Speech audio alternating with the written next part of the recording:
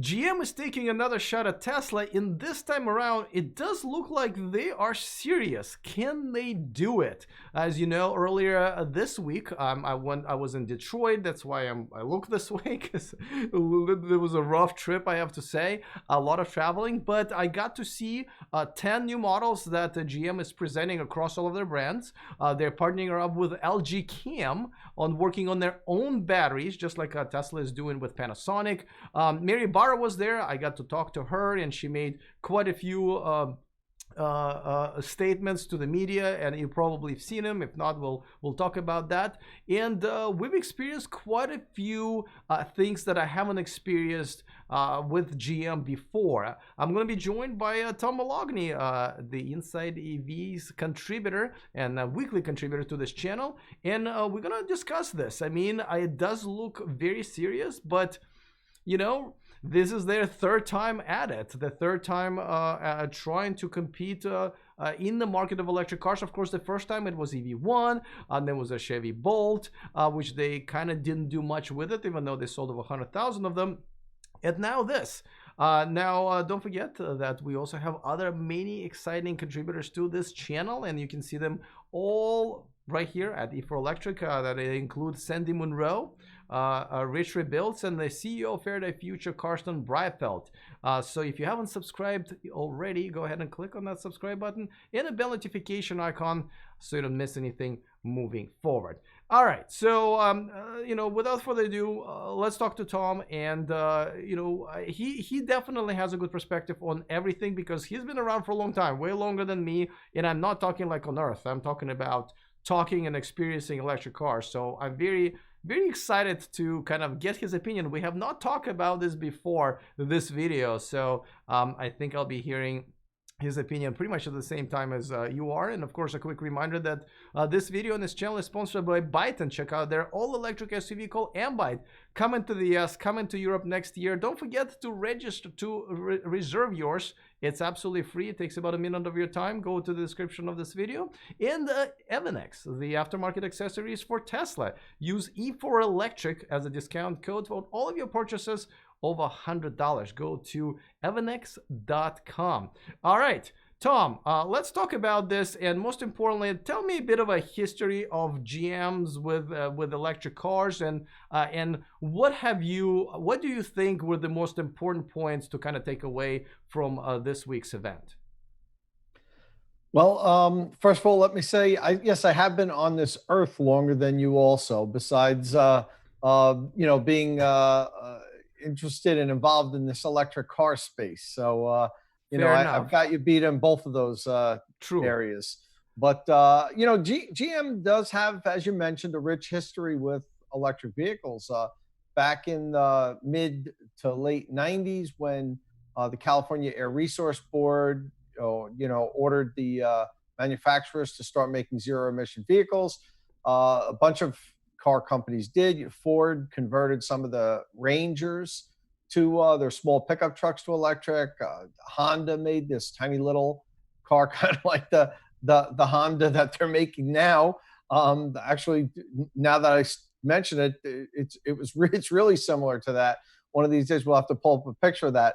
But GM came out with a fully engineered, incredible electric car, piece of engineering masterpiece for the time. We without rehashing all what happened with the GM's EV1 program, the California Air Resource Board relented on what their mandates were, and it opened up the door for the manufacturers to kill their programs. They all did. They all took them back. GM took all the cars back, crushed them, and there's still a few of them floating around out there, not very many. And none of them have the powertrains in them. The ones that were survived, GM ordered to have the powertrains had to be removed. So there's just the cars are there. Most of them were donated to universities. But in any event, if GM would have only just stuck with that program, even if they didn't expect it to sell hundreds of thousands of cars, but just kind of made incremental improvements, geez, they might be years ahead of Tesla at this point. Yeah, but they didn't, and they're not. And Although they did come out, you mentioned the Volt back in 2010. And the Volt in itself, even though it no longer lives, was a great plug-in hybrid, a great extended range I electric drive vehicle. it. I'm the driver. Absolutely love it. And so it served its purpose. It got a lot of people into electric cars that wouldn't have otherwise went to an electric car. And I think a lot of those people now that may have gotten Volts on early on now are probably driving fully electric cars. So the Volt. I still say the Volt is a success story, even though they're no longer making it. And now they're ready to move on to full electric cars. And I think most people thought that there would be a time when this happened with GM, although there's some people in the electric vehicle community that think that all the legacy brands are just going to die off because they're going to wait too long to switch to electrification, and Tesla and some other brands are just going to eat their lunch and they're going to die off. I don't believe that at all. I think that the legacy OEMs, pretty much all of them at this point, are still in the game. And if they pivot at the right time, they can still do very well as this whole industry transitions to electrification. So, do you think this is the right time for GM? I mean, you've seen they made a big deal out of this, right? And they've announced quite a few things, right? You can make probably 10 different announcements out of what they've presented. Talk about what resonated with you as far as them, being serious. And do you think this is the beginning of their sort of a revolution and their attempt to compete with Tesla in the electric car market? Yeah, so I'm cautiously optimistic. I'm not ready to throw my hat in and just say, "Oh yeah, they've got it." The light bulb went on, and they're all in. It sounds like they're all in. They're talking about $20 billion investment in the next 5 years. That's all in. So if they do that, then yeah. But the thing you asked me, what's one thing that I might convince me? It's probably their partnership with LG Chem and the battery technology, because we all know that one of the things holding back a lot of the existing legacy brands are the batteries, that they don't control the supply of batteries. They don't have good partnerships that will assure that as many electric cars as they make, they'll be able to get secure the batteries for them. And this LG Chem partnership is interesting in that they're going to be making a new cell for GM. A cell that uses less cobalt and more nickel and adds aluminum to the cathode. So it's a totally different cell chemistry than what they've used before. Yeah, and they will participate in creating that. So it wasn't just LG Chem sending them stuff. This is much like Tesla. I think I think GM either jointly or wholly, engineered this battery. That LG Chem is going to make it for them. I don't have 100% clarity on that, but that's how I understood it. You were at that event, the event with GM. I wasn't. One of the other editors from InsideEVs took that road trip. I don't know if you recall exactly if they said that, but that was my understanding, that they engineered this this new cell, and LG Chem is going to make it for them. Right. They were kind of blurting on some details that we probably all think are very important, but I did understand it kind of the same way, that they are engineering it. They are getting rid of the expensive materials, at least minimizing them. And they're partnering up with LG Chem to make them, and there will be a factory that will produce them. So, but we still don't have the details 100%. Yeah. And they're pouch cells, and typically pouch cells are installed horizontally or vertically in the battery pack. But these particular cells that they're making supposedly can be have almost any orientation in the battery pack. So that'll allow GM to optimize space. They can put the battery cells horizontal in some of the vehicles that have lower roof lines and require less, to take up less space under the passenger compartment. Some of the bigger vehicles, their SUVs, their pickup trucks, they can have the pouch cells vertically stacked, and they can fit more of them in there, so the packs will be bigger, and the cells can operate either way. So I thought that was interesting too. Everything about what we hear about these new Ultium batteries sounds great. Let's see them, but from what GM's saying so far, and I have no reason not to believe them, it seems like they're on a good path right now. Okay, so I agree. I think this is one of the bigger deals, and one of the, not only they're throwing money at this, they're actually doing it the right way. I believe buying, from what I've seen so far, buying batteries from a third, party supplier, even though they're great as LG Chem in terms of quality, will get you only so far. You may not be able to compete. You're dependent on another manufacturer. So I absolutely applaud for them. I think this is the biggest news. Now, the other news, they've showed us 10 different models, but let's concentrate on 2 of them. Let's concentrate on the Hummer EV. Now, I already described it to my audience. I'll describe it again. So Hummer EV looks like if, the previous generation Hummer would meet like 2008 Honda Ridgeline, which I'm displaying right here. Look at the back pillar. See how it's kind of a little bit under the angle? It's kind of weird with a window in the back. So if you take that concept and kind of implement it into the Hummer, that's what it looks like. And I think, and I know it's going to sound weird, I think it's boring enough to outsell Cybertruck, because a lot of people would want an all-electric truck that looks like a big muscly Hummer car for a good price from the manufacturer they trust. What are your thoughts on that? Do you think this could be one category where GM can actually successfully compete with Tesla in the next few years? Well, GM can compete with Tesla in any category, in my opinion, if they put out the right vehicle, Alex. But absolutely, I mean, SUVs and pickup trucks, GM does really well, and people have confidence in them. And people, especially Middle America, where they're a little bit less likely to go with upstart manufacturers from California, let's say, they love their Chevys, they love their Fords. And they like going to dealerships, believe it or not, even though a lot of us complain about dealership experiences. They feel the comfort that they know the dealership's there if there's a problem, especially if they're getting an electric vehicle, their first electric vehicle ever. A lot of people are going to want to have the reassurance that there's somebody standing behind it. And it's not a company, 3,000 miles away that, you can call a 1-800 number to talk to somebody about service. They want to talk to Fred, the guy that they've known for 30 years, who's a service writer at their local dealership.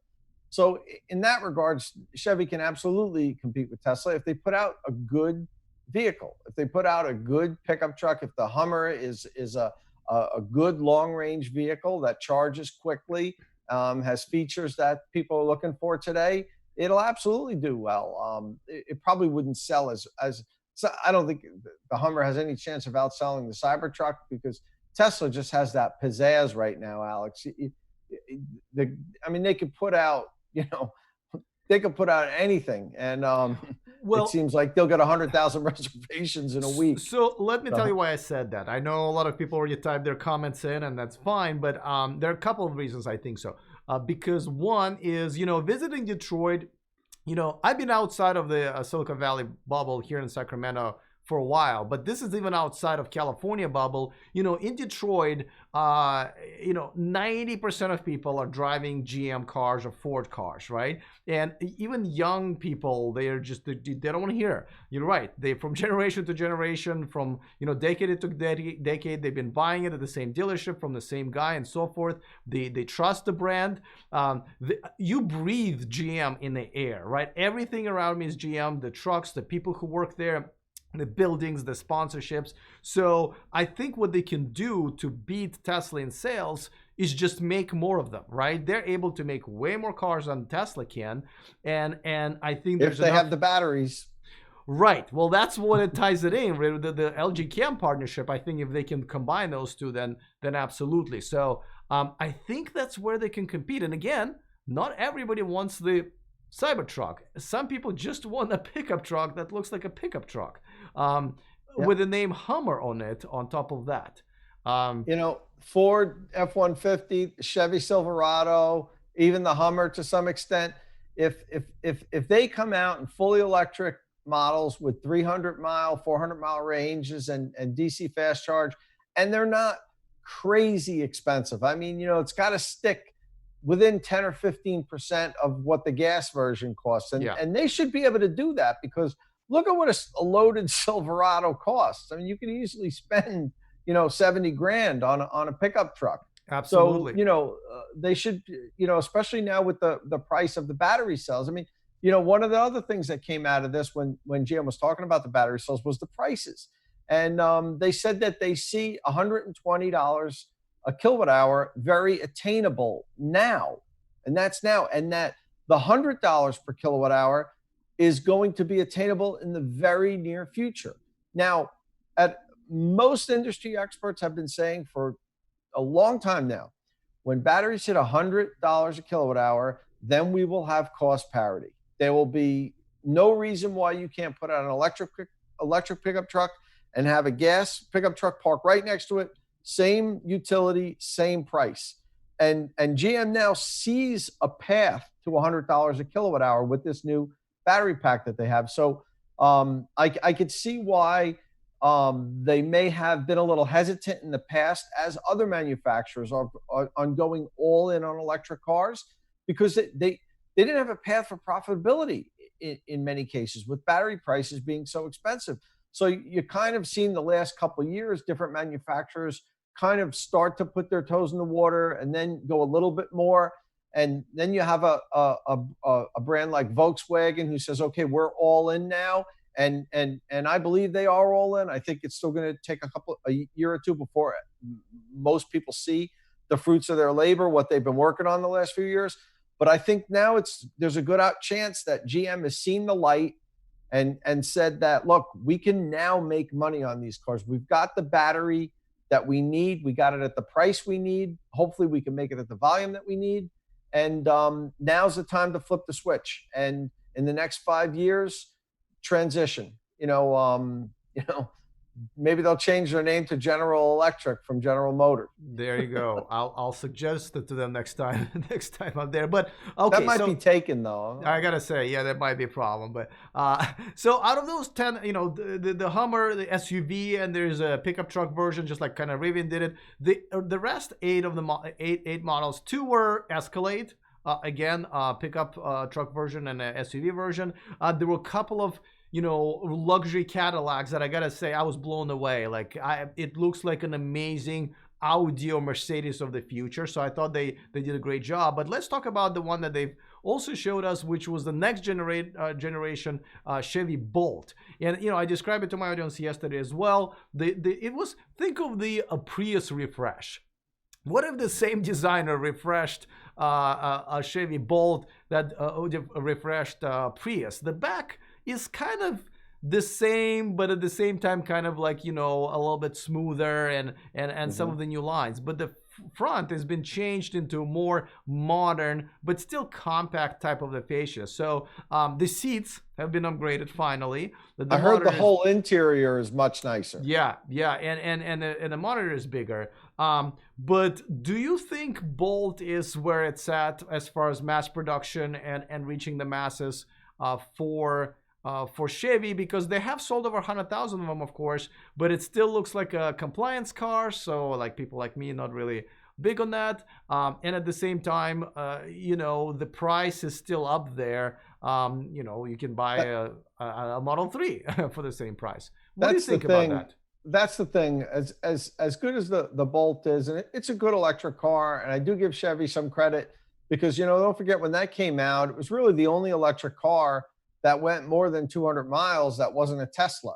So, you know, they kind of stretched the range. They broke some barriers. They showed other manufacturers, look, we can do it. I know Tesla could do it, but now we can do it. So I don't want to, you know, put the Bolt down, but let's face it, it's a small economy car, and it costs, you know, upwards of $40,000. You can get a comparable gas car, like a small a Honda uh, for like $18,000, $19,000, maybe even less. So it's a tough sell. It's a good little car, but it's basically just a small little hatchback commuter car, and like I Yeah, said, it costs twice as much as it should. right. So that, I mean, that was the thing, in my opinion, that really held it back. They for that price, it had terrible seats. The interior, I'm not a fan of that dashboard. It's kind of very cheap and plasticky. GM put all the money in the battery, which was great that it went far, but for $40,000, $38,000, it felt like you're sitting in an $18,000 car, and I'm sure that rubbed people the wrong way. I'm welcoming the refresh. If the interior is nicer, if it's more comfortable, if it looks a little bit better, I think they'll sell them, but it's still a tough sell when you're talking about being very close to Model 3 in price. Absolutely, absolutely agree. So they also showed us the Chevy Cruze AV, which is, as you know, the driverless sort of a car without a steering wheel. I mean, I've seen this, in pictures, but to sit behind the wheel, I guess, was kind of weird. So they are kind of, You didn't sit behind the wheel. Right. I was where the wheel was supposed to be, and there are no pedals and stuff like that. So, okay, now let's talk about something else. Mary Barra, the CEO of General Motors, she when she got in front of us and started talking, it was obvious she was reading from the teleprompter, and I kind of felt like she didn't even read this before she even got on stage. But then once I got to actually talk to her in person and kind of hang out with her behind the scenes a little, I kind of saw more heart in her. Now, she is not like an executive who kind of came from another company or whatever. She's kind of worked her way up, I believe, from a position of engineer all the way up. The question is she the right person to lead the company in terms of, on one hand, she knows GM very well, and she obviously wants it to succeed. On the other hand, she is GM kind of born and raised, if you will. Would it help to have someone else, running the company? Again, I thought her heart was in there, but do you think it will take more than that? Well, when somebody asks you, should somebody be replaced, or are they doing a good enough job? The first thing I always want to ask was, well, okay, everybody could be replaced, but with who? Who do you get? I'm not an automaker CEO headhunter. I don't know who's available, who would be a good replacement. I don't think she's done anything that would say, call for her firing. Has she, led the company, flawlessly? No, they've made mistakes while she was at the head. But there's a board of directors. It's not like a dictatorship where she's out there making all the decisions. So, I'm not gonna say that I think that she should be replaced. I think that it's always good for companies to keep their eyes on who's available, and if they see somebody out there that they think would be an upgrade, then you make that move. But at this point, I don't see anybody where I'd say, it's time to get her out of there and bring this person in, kind of like I do all the time with my beloved New York Mets, which just never seem to put it together. I always want a new manager, but then you get somebody new in, and a year or two later, you want them out. So, unless you had somebody that you think is locked and loaded and ready to really take over and do the right thing there, I wouldn't think that it's warranted right now to say she's got to be out. Yeah, no, I mean, I honestly kind of agree. I think I would definitely give her a chance. I mean, there are opinions there that she's a first female CEO of a major automaker, and that actually can be good for a manufacturer that's trying to pivot to green energy, to electric cars. We all know that men want the sound of engine and speed and everything, and women usually go for safety features, environment protection and so forth. So that can actually be a positive, a good thing here. So I think those people who say that might actually have something here. But to me, obviously I don't care, man or woman or whatever, it doesn't really matter as long as they really pivot this time and start making good electric cars, Yeah. and be proud of them. Well, if they do the things that they are saying they're going to do now, then they have hit that pivot point. And you know, if that all does come to fruition, I think GM's going to be just fine. Now that said, I think that there's going to be casualties in this electrification pivot. I don't think all the automakers that are in business now are going to be in business in 15 years. But I think any of them can be if they do the right thing now and they pivot. It's going to be painful. There's going to be a period of 3, 4, 5 years or whatever where they're pouring money, you know, like just dumping it on a bonfire in R&D on these EVs, building new platforms, making mistakes.